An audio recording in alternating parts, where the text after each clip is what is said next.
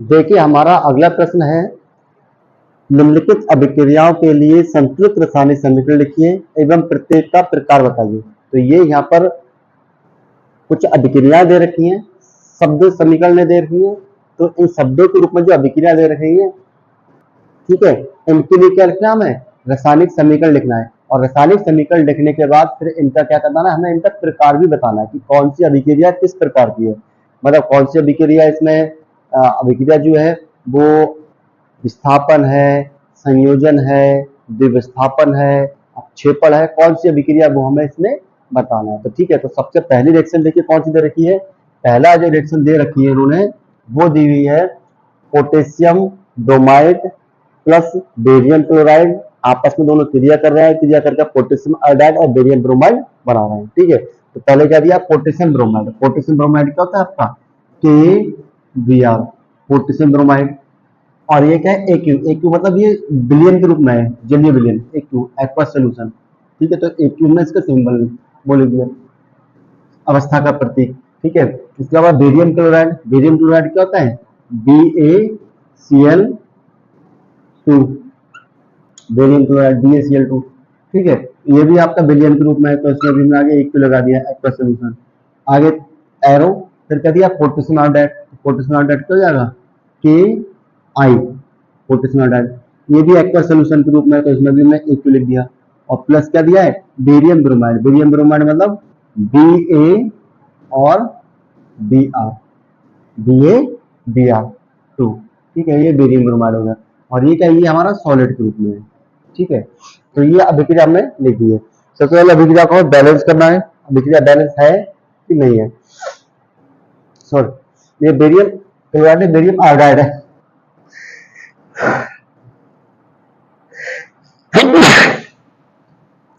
Barium bromide plus barium iodide, chloride नहीं, barium iodide है, Bi2, barium iodide.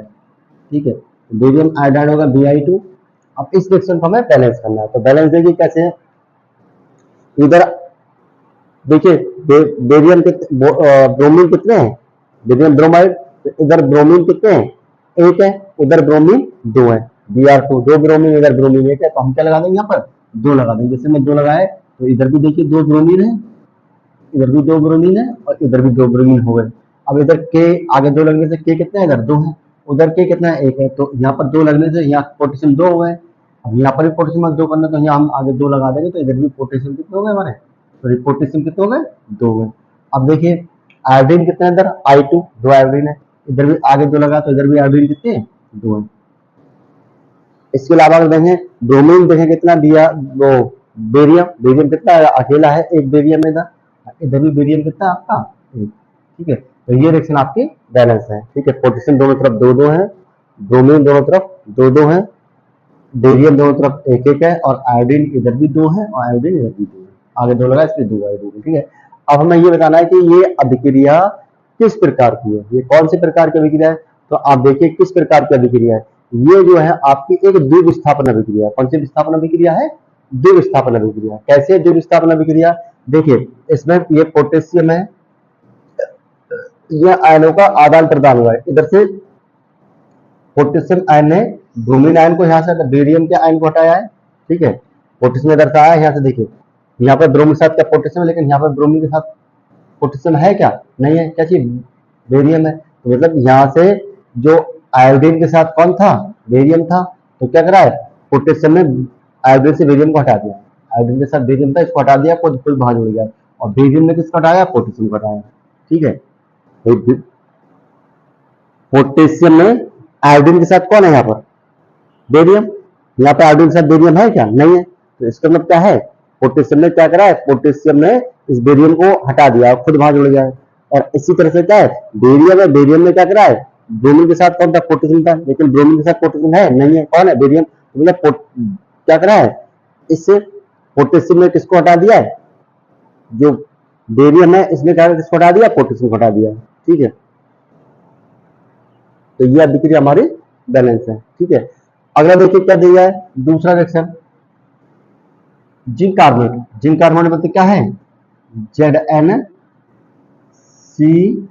Zinc carbonate, ZnCO3। और क्या है एस, एस मतलब सॉलिड ठोस के रूप में है।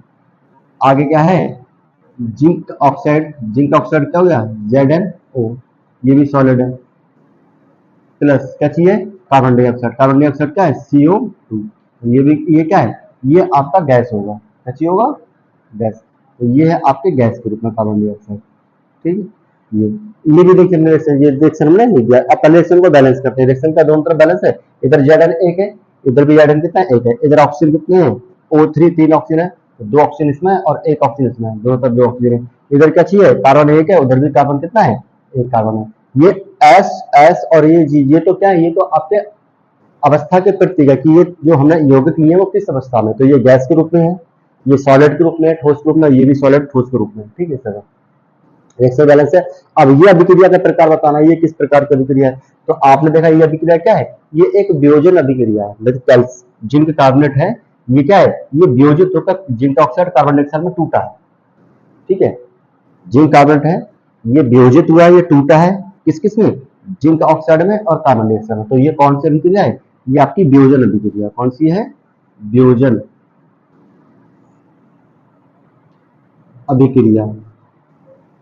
और ऊपर वाली कौन सी है द्विविस्थापन अभिक्रिया, कौन सी है द्विविस्थापन।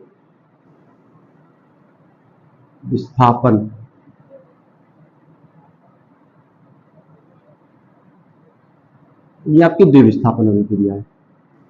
ठीक है ऐसे नीचे अगर हम देखें तीसरा वाला देखिए हाइड्रोजन क्लोरीन आपस में क्या करके हाइड्रोजन क्लोराइड बना रहे हैं। ठीक है तो हाइड्रोजन क्या है H2, हाइड्रोजन H2 होता है। ठीक है ये क्या है गैस के रूप में है, प्लस क्या है क्लोरीन Cl, ये भी क्या होगा ये भी गैस के रूप में होगा। ठीक है ये Cl2 क्लोरीन, Cl2 ये क्लोरीन गैस, क्लोरीन है ये भी गैस के रूप में है, और दोनों मिलकर क्या बना रहे हैं हाइड्रोजन क्लोराइड। ठीक है तो HCl बना रहे हैं हाइड्रोजन क्लोराइड, ये भी आपके हाइड्रोजन क्लोराइड क्या हो सकती है गैस हो सकती है। ठीक है तो ये आप बना रहे हैं। ठीक है तो ये हमने रिएक्शन लिख दिया है, हाइड्रोजन गैस और क्लोरीन गैस दोनों आपस में क्या कर रहे हैं हाइड्रोजन क्लोराइड बना रहे हैं। अब इस रिएक्शन में देखिए H कितने इधर दो है, उधर H कितना एक है, ये Cl कितने दो, उधर Cl एक है, हम क्या करें अगर हम यहाँ पर दो लगा दें तो देखिए क्या हो गया इधर H दो थे इधर भी H कितने हो गए दो हो गए, इधर Cl कितने थे दो थे इधर भी आगे दो लगे Cl कितने हो गए दो हो गए, ये रिएक्शन क्या है आपकी बैलेंस है। अब ये रिएक्शन किस प्रकार की, इस रिएक्शन में देखें क्या है हाइड्रोजन गैस का अणु और क्लोरीन गैस का अणु दोनों आपस में मिल रहे हैं और HCl बना रहे हैं, तो ये कौन सी अभिक्रिया है ये आपकी एक संयोजन अभिक्रिया, कौन सी अभिक्रिया है संयोजन, संयोजन अभिक्रिया है। या इसका एक नाम और भी हो सकता है संयोजन अभिक्रिया, या इसका एक नाम और भी हो सकता है कौन सी, इसको हम बोलते हैं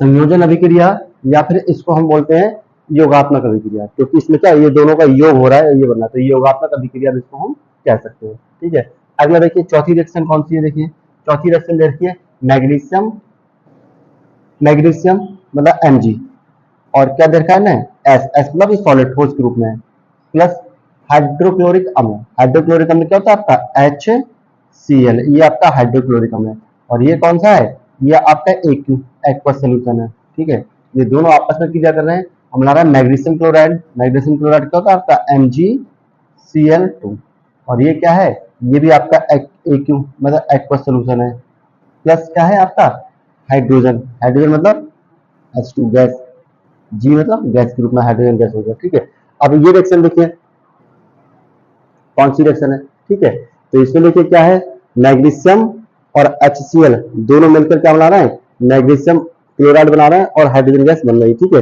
ये पहले रिएक्शन देखिए बैलेंस है दोनों तरफ रही है, देखिए इधर इधर Mg कितना एक है इधर भी Mg एक है, भाई इधर मैग्नीशियम एक है इधर भी मैग्नीशियम कितना एक है, क्लोरीन कितने हैं यहाँ पर एक है लेकिन इधर क्लोरीन दो है, तो क्या करेंगे हम यहाँ आगे दो लगा देंगे, जैसे हमने आगे दो लगाया तो इधर भी क्लोरीन दो है और इधर भी क्लोरीन दो है।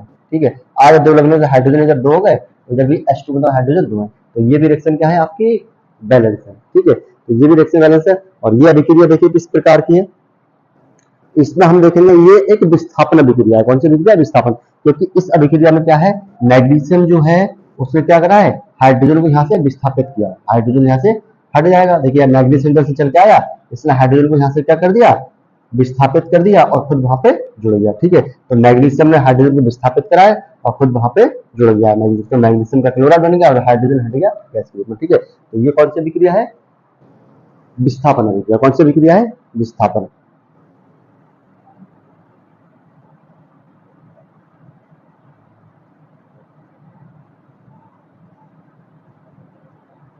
अच्छा, जो ऊपर वाली रिएक्शन है इसमें पोटेशियम ब्रोमाइड और बेरियम आयोडाइड आपस में क्रिया करके बना रहे हैं। इसमें ये जो पदार्थ बन रहा है BaBr2 और ये सॉलिड के रूप में, ठोस के रूप में, तो ये दो विस्थापन अभिक्रिया तो है ही। इसके अलावा इसके साथ साथ क्या है, ये BaBr2 जो बन रहा है वो क्या है, एक अपक्षेप है। क्या चीज है, क्योंकि सॉलिड है, ठोस है, तो ये अपक्षेप है, तो ये अभिक्रिया अपक्षेपण भी है। कौन सी है, अपक्षेपण भी है। ठीक है, ये अभिक्रिया कौन सी है, क्योंकि इसमें अपक्षेप का निर्माण हो रहा है, तो इसको हम क्या बोल सकते हैं, अपक्षेपण अभिक्रिया भी बोल सकते हैं।